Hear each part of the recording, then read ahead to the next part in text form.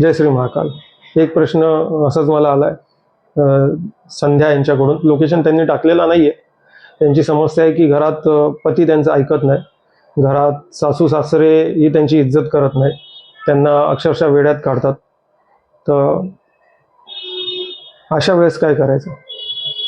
बघा, जर तुम्हाला जर मान सन्मान भेटत नाहीये, पती तुमचं ऐकत नाही, सासू सासऱ्यांकडून पण तुमची अवहेलना होते, तर अशा स्थितीमध्ये तुमच्या कुंडलीमध्ये एक तर सूर्यग्रह तुमचा वीक असेल, कारण सूर्य मान सन्मानाचा कारक आहे. दुसरा, पती जर तुमचा ऐकत नाही, पती जर तुमच्या आवाक्यात नाही, तुमची इज्जत करत नाही, तुमच्याशी प्रेम करत नाही, तर तुमचा शुक्र खराब आहे.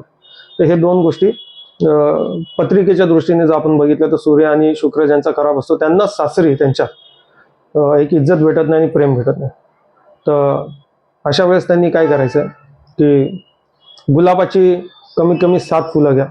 त्या 7 गुलाबांच्या फुलांना चांगलं धुवून घ्या. हातात घेऊन इच्छा बोला पतीविषयी, घरातल्यांच्या सासू सासऱ्यांविषयी, आणि इच्छा बोलून ती 7 फुलं घेऊ शकता, 11 घेऊ शकता, 21 घेऊ शकता, जशी तुमची कॅपॅसिटी आहे.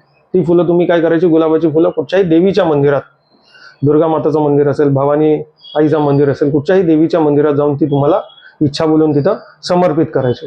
याच्याने तुमचा जो पती आहे तो तुमच्या आवाक्यात येणं सुरू होऊन जाईल, सासू सासरे तुमची इज्जत करणं चालू होऊन जातील, आणि एकंदरीत जो वातावरण आहे सासरचा तो तुमच्या मनासारखं होणं प्रारंभ होईल.